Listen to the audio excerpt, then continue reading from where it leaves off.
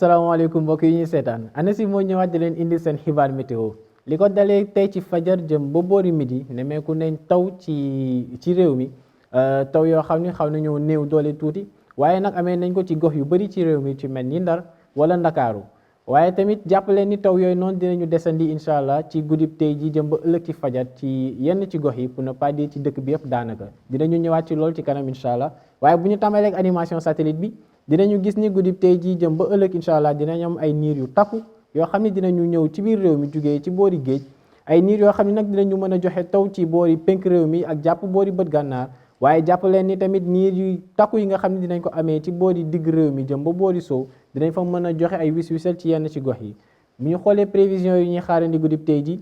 dinañu gis ni dina am ngelaw gu feex goo xam ni moo nar a jugee ci géej gi nar a ëpp gox yi nga xam ne ñoo jege géej gi dinañu am ay température yu néew yoo xam ne dinañ ko amee ca Ndakaaru mi nar a am fukki degré ak juróom-ñeent waaye tamit amaat ko ca Thiès ak Ziguinchor température ñaar fukki degré la ñuy xaar fële ca Saint-Louis waaye tamit dinañ am ñaar fukki degré ak benn ca Mbour jëm ba boori Louga bu ñu dugg see ci réew mi nag dinañu gis ni température yi dinañu xaw a yéeg tuuti toll ci ñaari fukki degré ak ñett ca Fatick jëm ba boori Diourbel waaye dinañ am tamit ñaari fukki degré ak juróom ca Kaolack am ñaari fukki degré ak juróom benn ca Kaffrine bu ñu xoolee boori Kolda jàpp Tambacounda température yi dinañu toll ci ñaari fukki degré ak juróom-ñaar muy ay température yu kawe waaye nag Kédougou nar a jël raw gàddu gi ak ñaari fukki degré ak juróom-ñeent yu ñuy xaar incha allah ci guddib tey ji mbokk yi ginnaaw loolu nag jàpp leen ni lii ëpp solo mooy ay taw yoo xam ne dinañ ko mën a am ci guddib tey ji ci yenn ci gox yi ak ay température yoo xam ne dina desee kawe tuuti waaye jàpp leen ni taw yi dinañ fi desandi incha allah ci boori géej gi jàpp Mbour Dakaru Thiès ba ay boori Ndar waaye dina gën a tar nag ci boori bët gànnaar réew mi jàpp boori penk incha allah ci guddib tey ji ëllëg incha allah taw yi dinañu desandi ci boori Ndakaaru Thiès Louga Saint-Louis ci bëccëg dinañ wax sax ci fajar jëm ba boori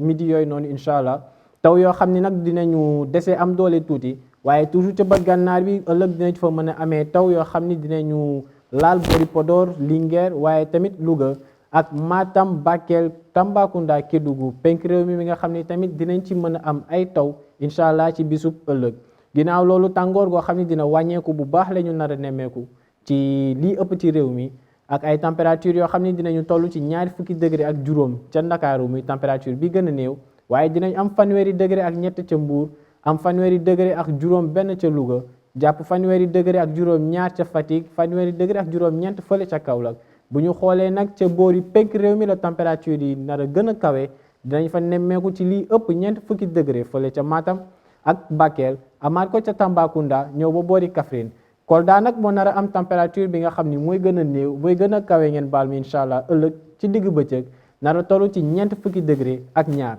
donc mbokk yi bu ñuy tënk rek jàppaleen ni taw yi nga xam ni amoon nañ ko ci fajaru tey gi jëm ba boori midi incha allah dinañu desandi ci guddib tey ji jëm ba ëllëg ci fajar ci axe Ndakaaru jëm ba boori Louga waaye tamit boori bët gànnaar réew mi ak boori penk réew mi dinañ fa amee ay taw ci guddib tey ji amaat ko incha allah ëllëg ci daanaka bis bi yëpp lii des ci loolu nag ci réew mi dinañ am ay niir yoo xam ne dinañ fa xaw a takku mën a joxe ay wis-wisal ci yenn ci gox yi comme ni ñu leen ko wanee léegi nii looloo newoon seen xibaar météo mbokk yi ñu leen di ñaan ngeen di woy di topp xibaar yi dikkee ci ANACIM ci xarale yi di leen dig daje ëllëg di leen ñaanal jàmm wasalaam